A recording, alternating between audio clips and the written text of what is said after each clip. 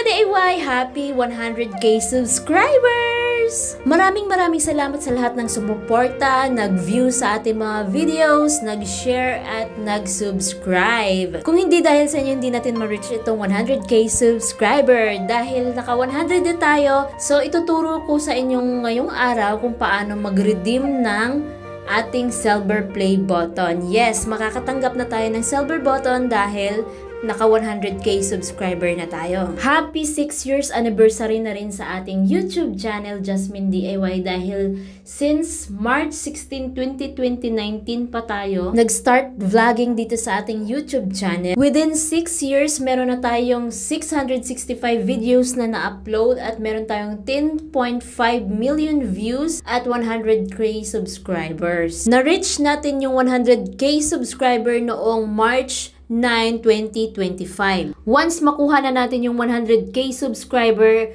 after 1 week ay mag-i-email na sa'yo si YouTube. March 9 ko na-reach yung 100k subscriber, nag-email sila March 17. So, 1 week talaga. Kapag na-receive mo na yung email nila, i-click mo na lang, then scroll mo. So, makikita mo yung number 1. Ayan, pumunta sa site at i-redeem. I-click mo lang yan at mapupunta ka na sa site ng Creator Award. Pagkatapos, scroll mo lang, then makikita mo sa baba yung Redeem Award. Pwede rin tayo mag-redeem doon sa ating YT Studio. Kung wala pa kayong YT Studio, i-download nyo na lang sa Play Store. Kapag nandito na tayo sa ating YT Studio, i-click lang yung bell na nasa taas sa ating notifications, then makikita mo tong congrats, you did it, redeem your silver creator award. I-click natin yan. At ito yung lalabas. Ayan, Redeem Award. Click mo yung Redeem Award.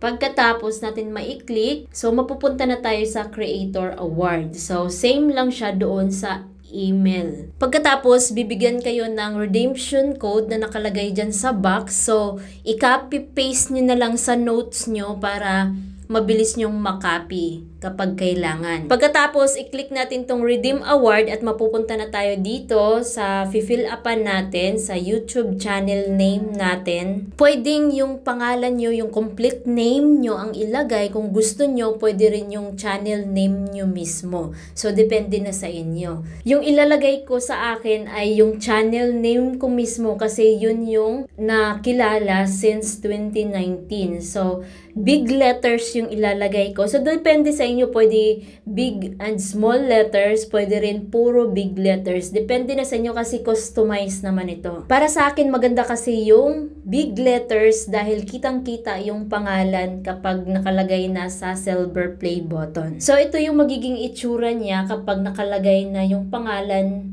or channel name mo sa silver play button. So, ayan yung magiging itsura niya. Next, dito na tayo sa baba, sa please select. Hanapin lang natin yung English. Piliin lang natin yung English. Ayan, pindutin natin yung English. Then, pagkatapos, i-approve at check out na natin. So, before nyo i-approve and check out, kailangan yung spelling ng pangalan nyo, i-check nyo kung may mali ba. Kasi, once na ma-approve mo na, hindi na siya ma-i-edit pa. Hindi mo na mapapalitan. So, kailangan i-check nyo muna bago i-approve.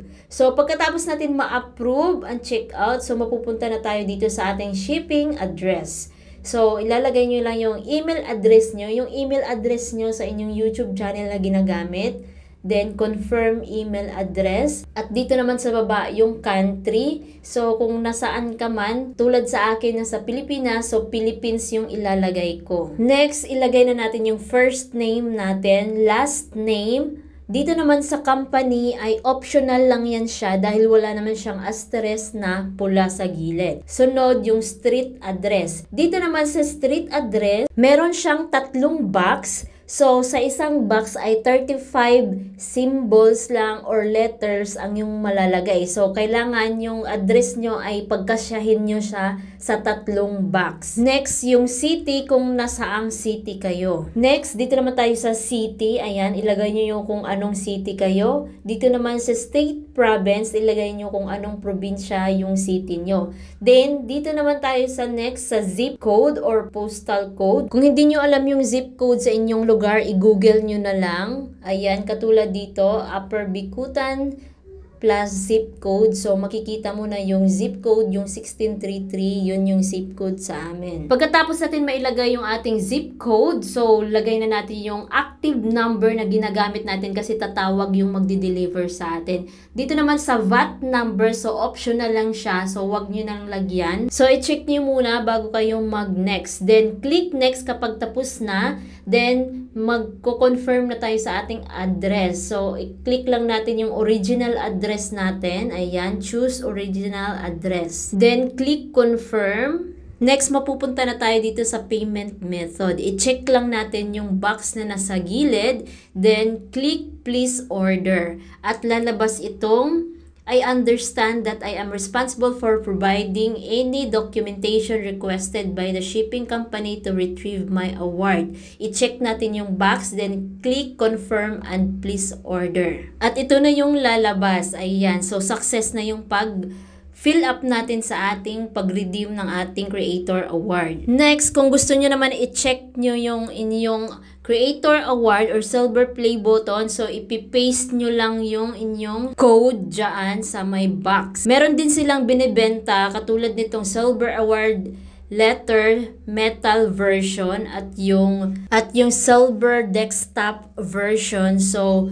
may bayad siya. Medyo pricey nga lang guys. Pero kung gusto nyo mag-avail, ilagay nyo lang dyan at mag-fill up lang kayo. Ipakita ko sa inyo yung price nila para may idea kayo. Itong silver desktop version ay $225 each. So, kung gusto nyo mag-avail, ilagay nyo lang yung YouTube channel name nyo.